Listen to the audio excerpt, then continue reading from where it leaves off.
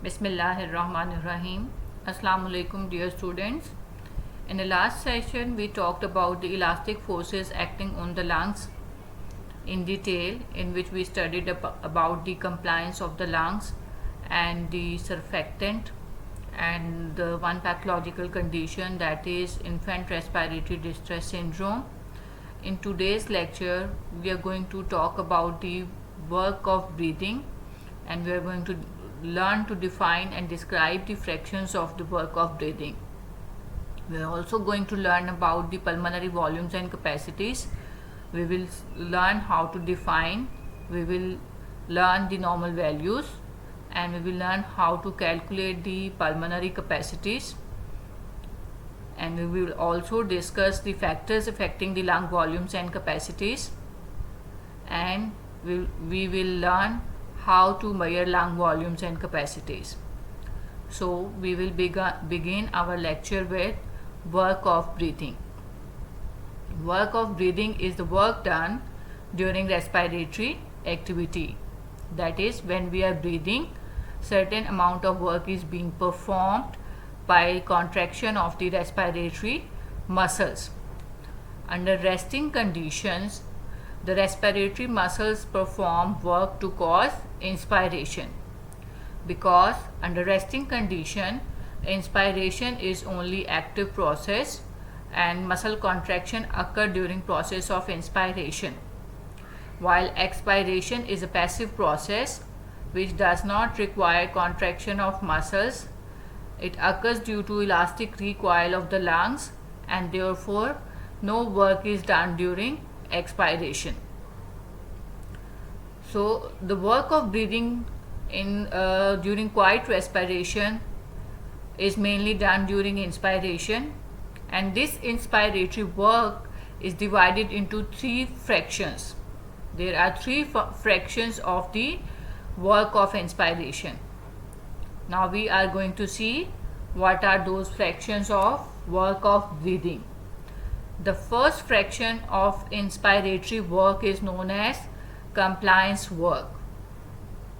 The compliance work constitutes about 60% of the total work done during inspiration. So we can say it is the major fraction of work done during inspiration. Now compliance work is the work which is required to expand the lungs against the chest wall and the lungs' elastic forces. That is, when we have to expand the lungs, when the lungs have to be expanded, there must be some force, and that force is provided by the contraction of the muscles. So compliance work is done to overcome the lungs and the chest wall elastic forces. This is known as compliance work. Second fraction of the work is the tissue resistance work. Now tissue resistance work constitutes about 7% of the total work of breathing during quiet respiration. Now this fraction of work is required to overcome the viscosity of the lung and the chest wall structures. So this fraction of work is known as tissue resistance work. The third fraction of work is the airway resistance work, and it constitutes 28% of the total work of breathing. Now airway resistance work is performed to overcome the resistance of the airways. Now the resistance is offered by the airways to the flow of air. The greatest resistance is offered by the arterioles because of the fact that their diameter can be changed by contraction of the smooth muscles in their wall. So third fraction of work is the airway resistance work, which is done to overcome the resistance offered by the airways to the flow of air, and it constitutes about 28% of the total work of breathing. So these are the three fractions of work of breathing. Again I am repeating, just taking the names of the three fractions of the work. that is the compliance work, number 1. Number 2 is the tissue resistance work. Number 3 is the airway resistance work, and these fractions are the fractions of the work of inspiration during quiet breathing, because in quiet breathing only inspiration is an active process while expiration is a passive process. However, when respiration becomes forceful, the expiration also becomes an active process, and in that situation where breathing is forceful, the work is also done during expiration. Now we will talk about the energy required for respiration. Energy is required for the contraction of muscles of respiration. In resting conditions, the energy expenditure by the respiratory muscles is 3% of the total energy expenditure of the body. During heavy exercise, the amount of energy expenditure is increased because both inspiration and expiration become a forceful activity involving a greater contraction of muscles. Therefore, energy expenditure is increased. During heavy and vigorous exercise, the increase in energy expenditure can be as much as 50% of the total energy expenditure of the body. Now, under pathological conditions, if some person has an increased airway resistance or decreased lung compliance, in both these situations, the work of breathing is going to increase, and when there is increase in the work of breathing, the energy expenditure by the respiratory muscles is also going to increase.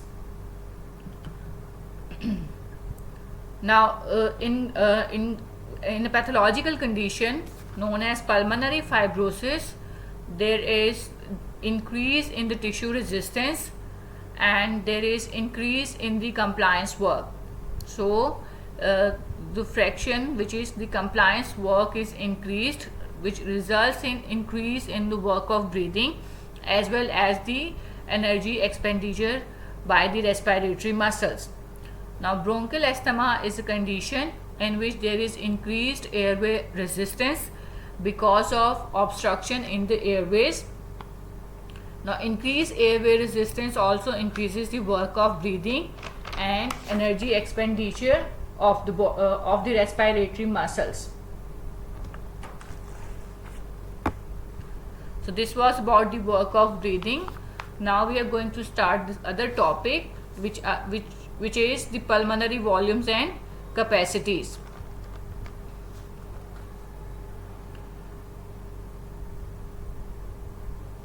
Now we inhale different volume of air, and we can also exhale different volumes of air out of the lungs under different conditions. In simple words, we can say that volume of air moving into and out of the lungs vary during quiet and forceful breathing. Now, these volumes that we inhale or exhale during quiet or forceful breathing can be studied with the help of spirometry. A spirometer is used for this purpose.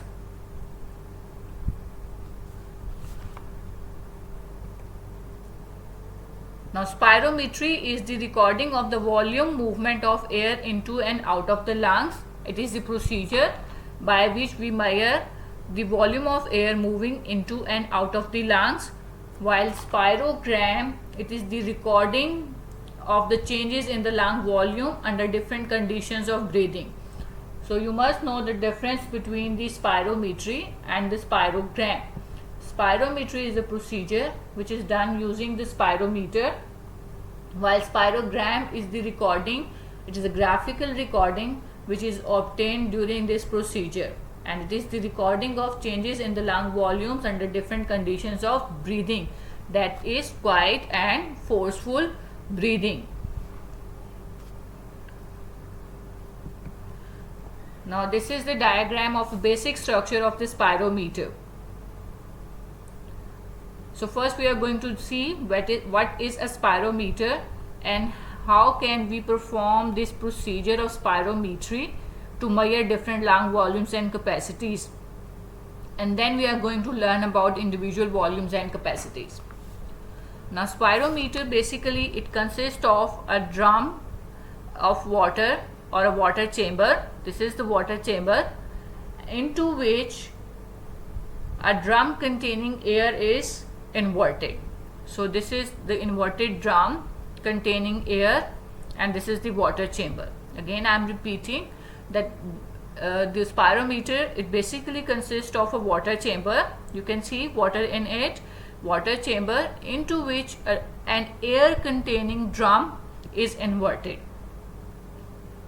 This drum usually contains air, but it can also be filled with other breathing gases. Now this drum, which is floating drum, it is counterbalanced with the help of a weight. This is the counterbalancing weight. And with the tube, this drum is connected to the mouthpiece, and through this mouthpiece the subject is going to breathe in and out.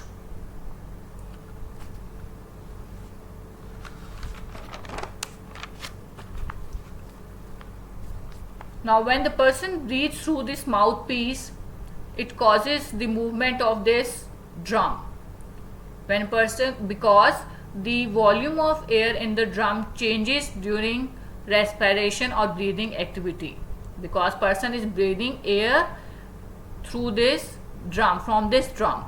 So when person inhales, the volume of air in this drum is going to decrease, it is going to move down, and when person exhale into the drum, the volume of air in the drum is going to increase and it moves up. So while breathing through the mouthpiece of this spirometer, it causes up and down movement of this drum.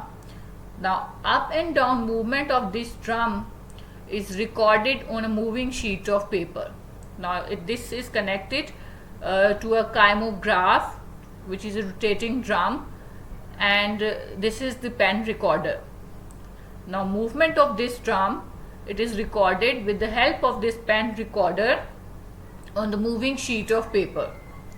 This recording, which is obtained by this method, is known as spirogram. This entire procedure is spirometry, and the recording which is obtained during this procedure is known as spirogram. Again, a diagram to show you the procedure of spirometry. You can see the water chamber into which an air containing drum is inverted, and it is connected through the tubes to the mouthpiece, and person breathe through this mouthpiece, and the nose clip is also applied so that person does not breathe through the nose. And this is how the movement of drum is recorded on the moving sheet of paper, and this recording which is obtained is the spirogram. Now the events in the pulmonary ventilation are divided into pulmonary volumes and pulmonary capacities.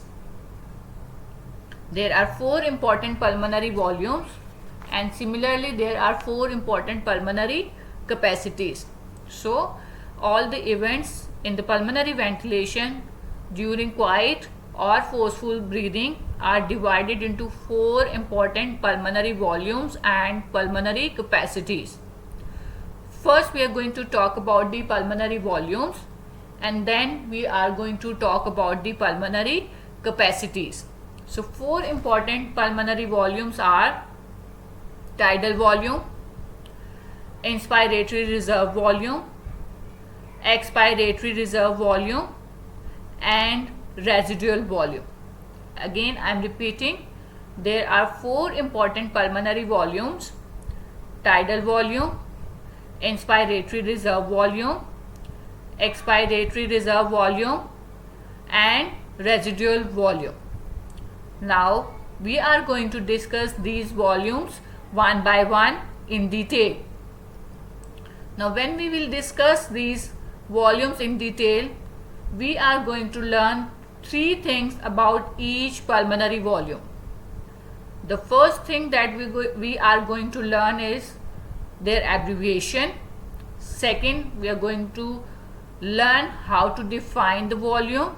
And third thing is that we have to see what is the value of that particular volume.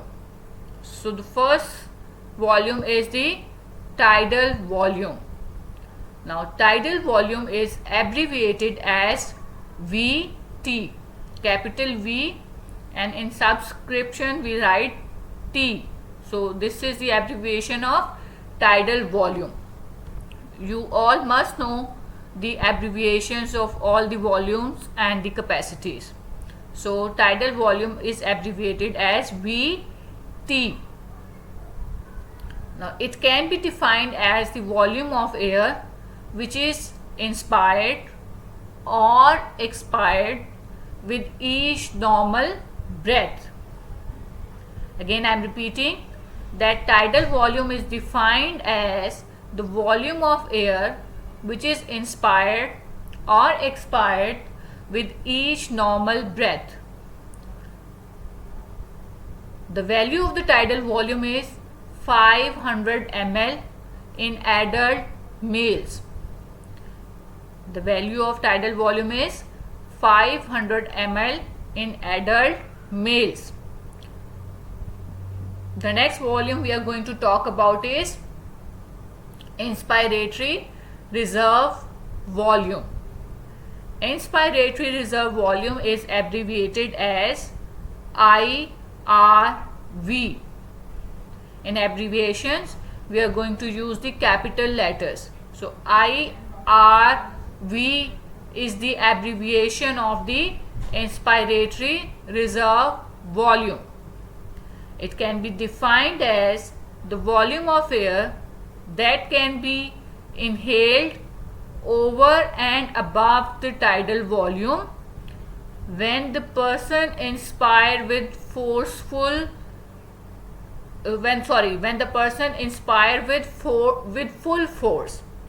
So two things are important when we are defining the inspiratory reserve volume. First thing is that this is over and above the tidal volume. That is the volume of air then that we can inhale after the tidal volume. And second thing is that we are inspiring the air with force. That it is forceful inspiration.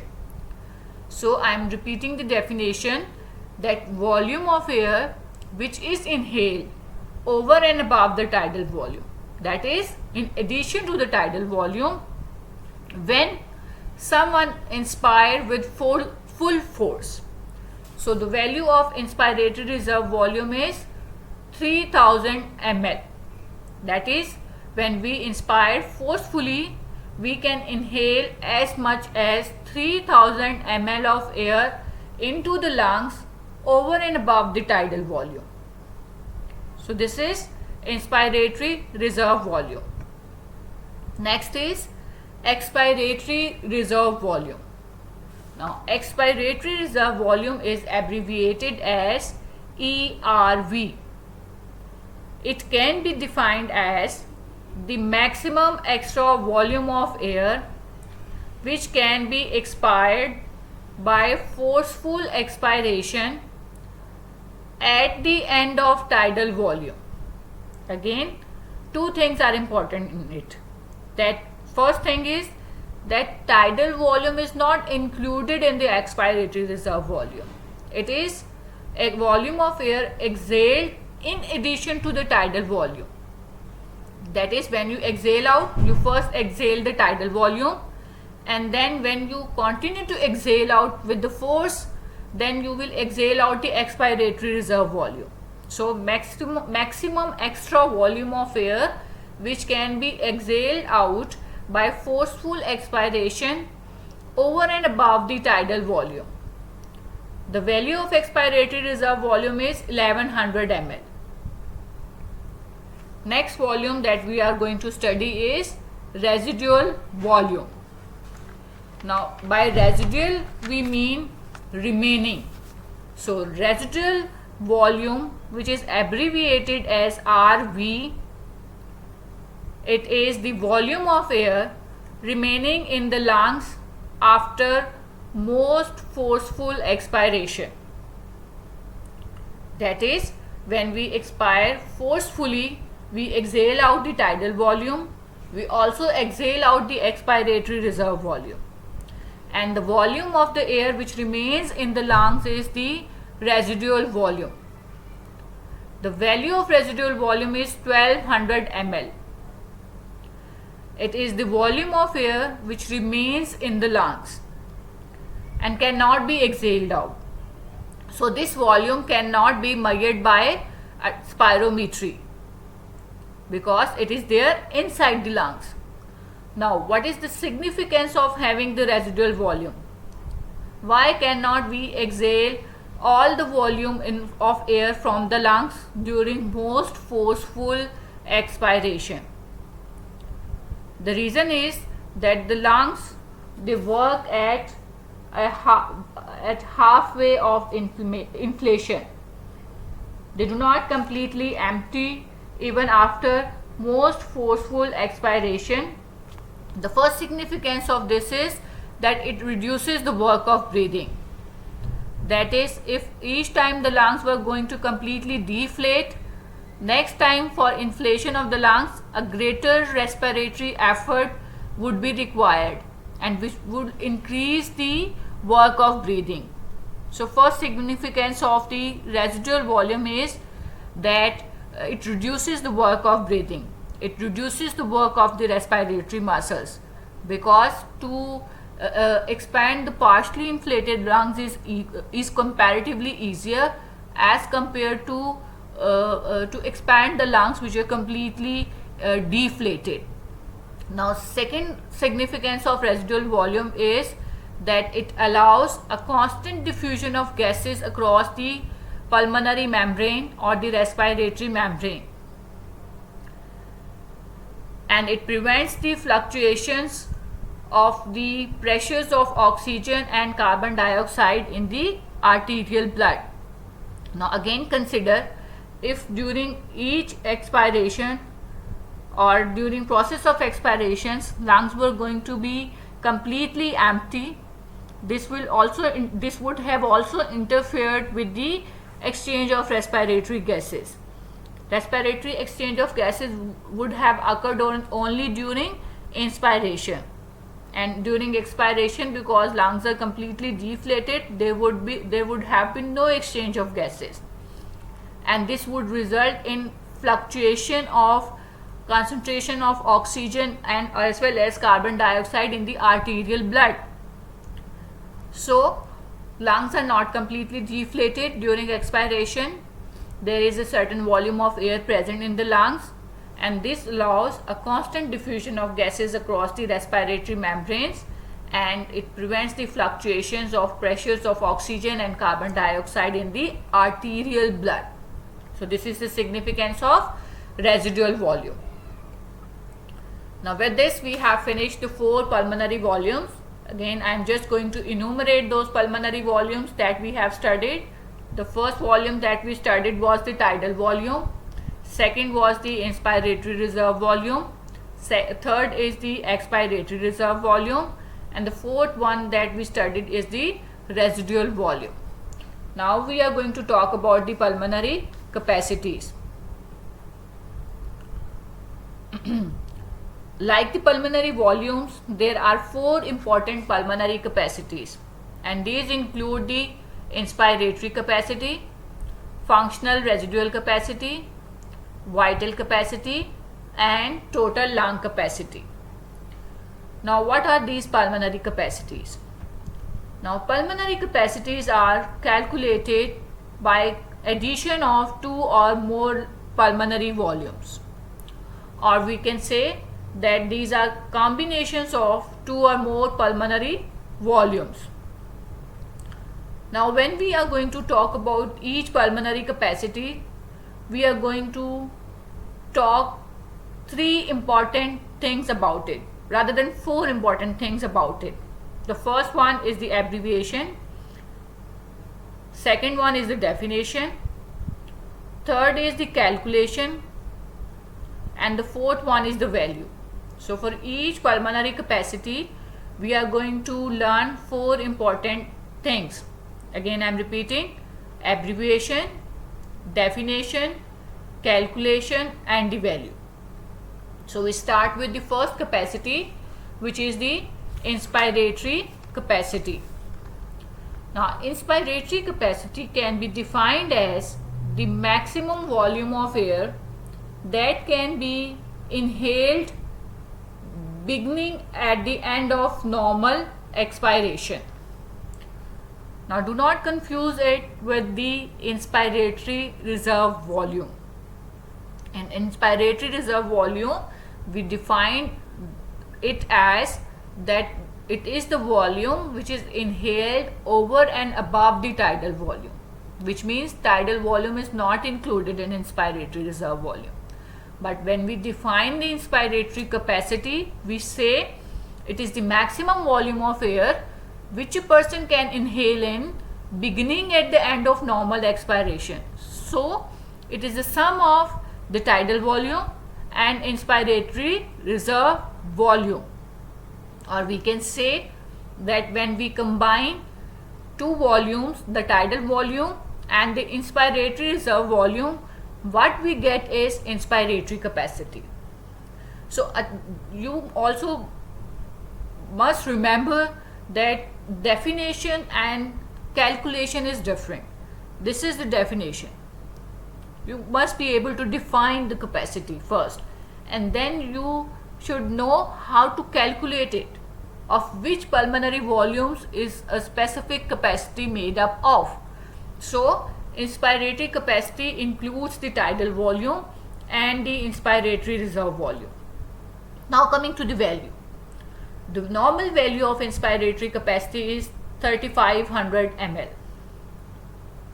Now how this 3500 ml come? This is the sum of the tidal volume and inspiratory reserve volume.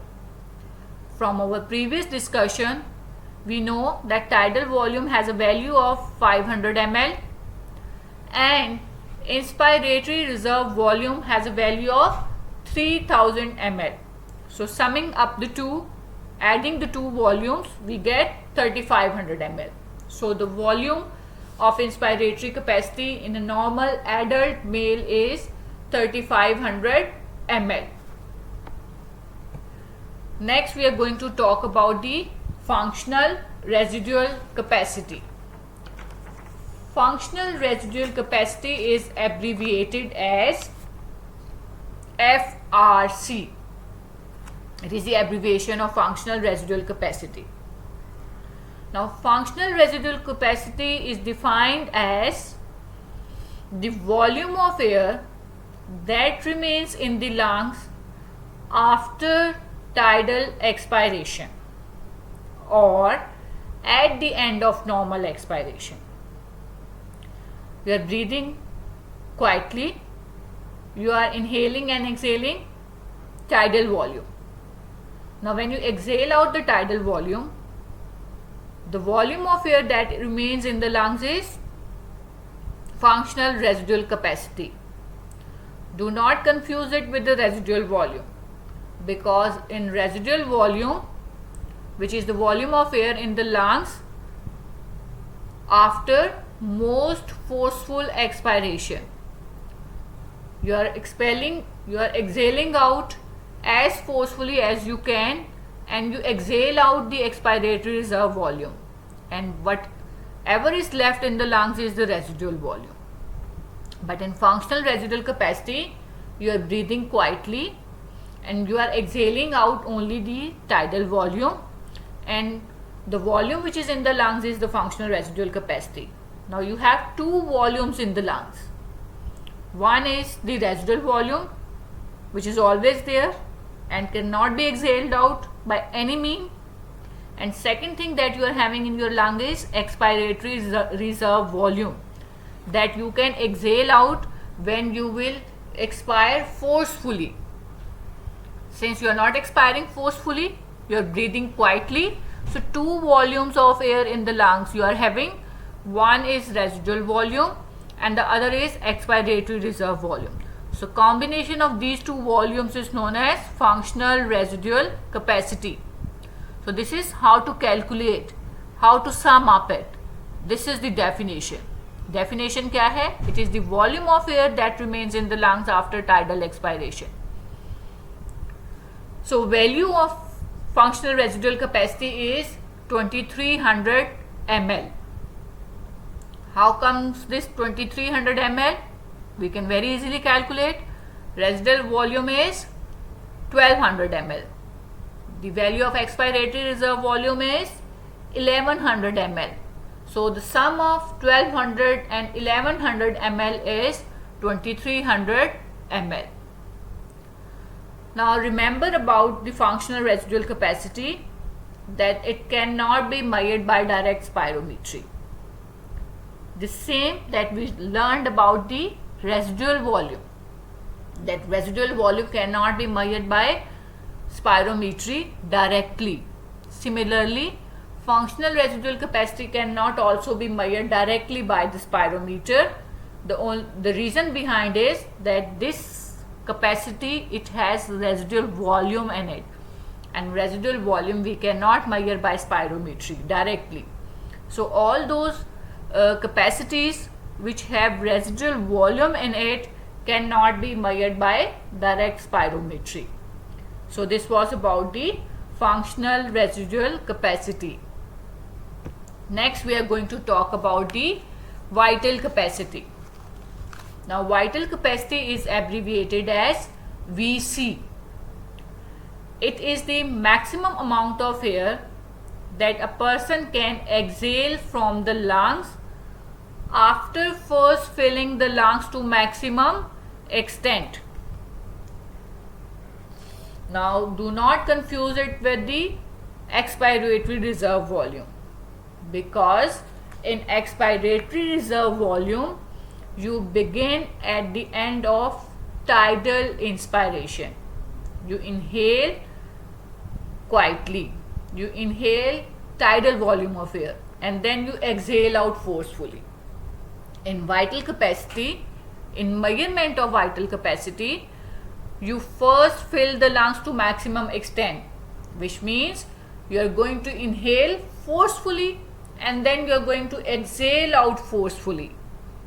So the volume of air that you are going to exhale out after first filling the lungs to maximum extent is your vital capacity. And think about the vital capacity, that which volumes are included in it. You are going to inhale forcefully.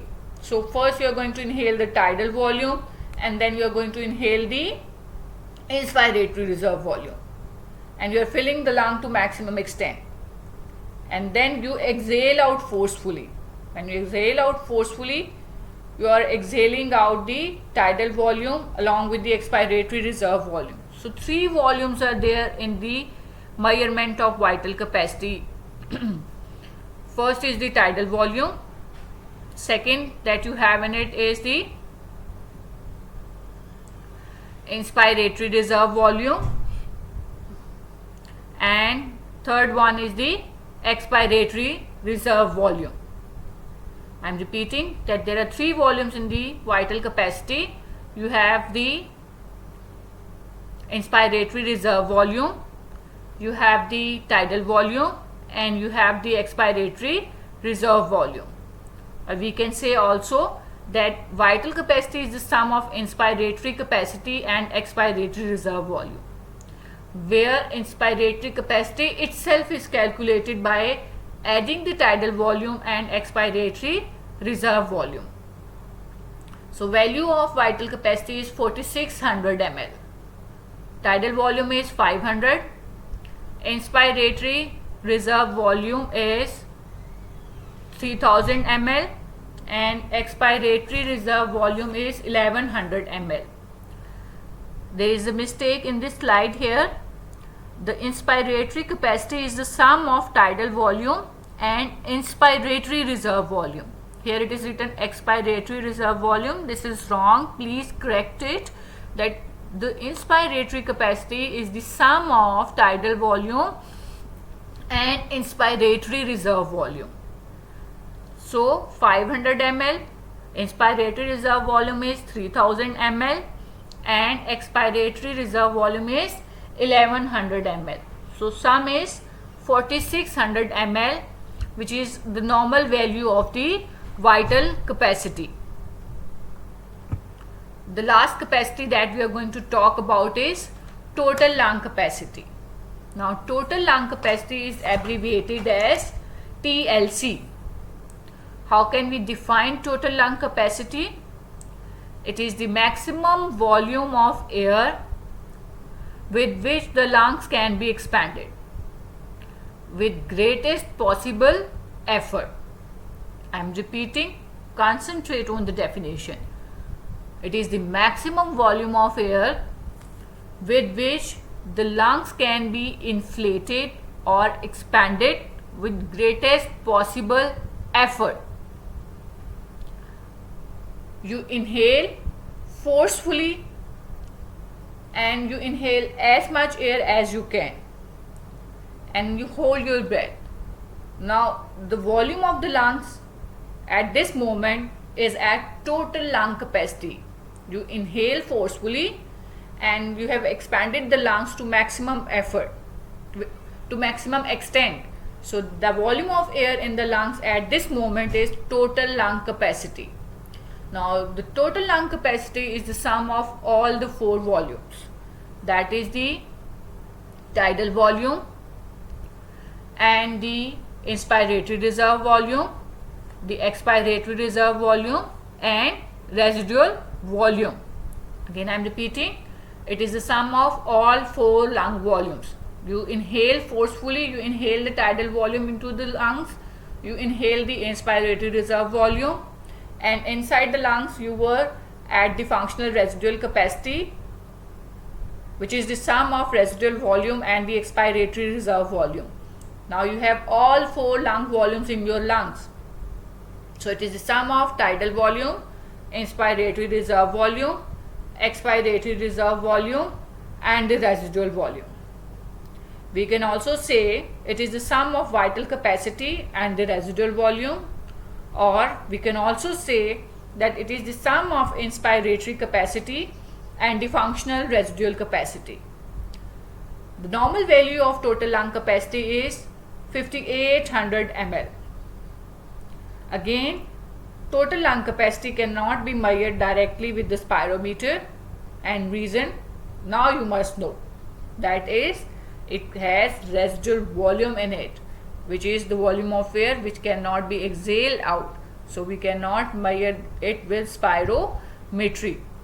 By spirometry we measure the lung volumes that we can inhale and exhale out, and we can record it on the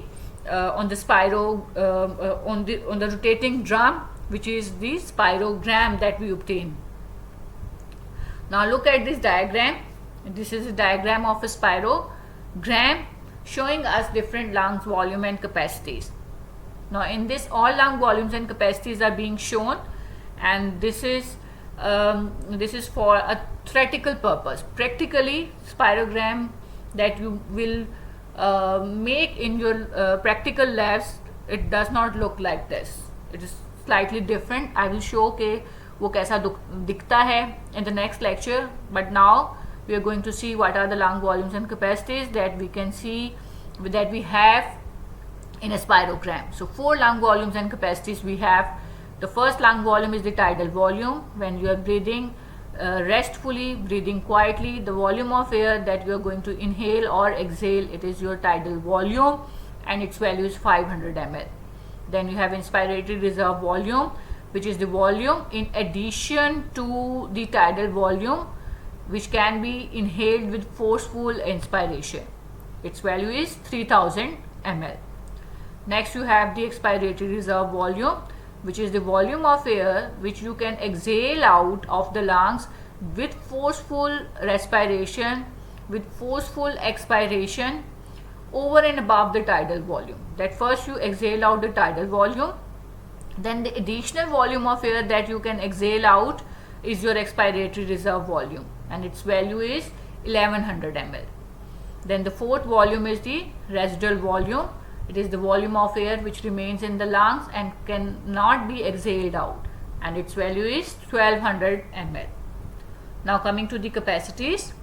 Inspiratory capacity is the sum of tidal volume and the inspiratory reserve volume. That is, we can define it as the volume of air which is inhaled into the lungs with forceful inspiration. So you inhale two volumes, you can see tidal volume and the inspiratory reserve volume, and its value is 3500 ml. And then you have the functional residual capacity, which is the volume of air in the lungs at the end of tidal expiration. You are breathing quietly, you are exhaling tidal volume, and you have two volumes inside the lungs, the expiratory reserve volume and the residual volume. So that is known as functional residual capacity, and its value is 2300 ml. Next is the vital capacity. This is it, the vital capacity. It is the sum of three volumes: the inspiratory reserve volume, tidal volume, and the expiratory reserve volume. And you record the vital capacity by first inhaling with maximum force and then exhaling out forcefully. You exhale as much air as you can, so that gives you the value of vital capacity. Its value is 4600 ml in a normal adult. The last is the total lung capacity. Now total lung capacity includes the all lung volumes: the inspiratory reserve volume, tidal volume, expiratory reserve volume, and the residual volume. And it is the volume of the lungs when you inhale most forcefully. When you inhale most forcefully, the lungs are expanded to the maximum extent, and at this moment the lungs have total lung capacity, and its value is 5800 ml. The normal value of total lung capacity is 5800 ml. Okay, we will stop here and we will continue in the next lecture from this slide. Thank you for listening.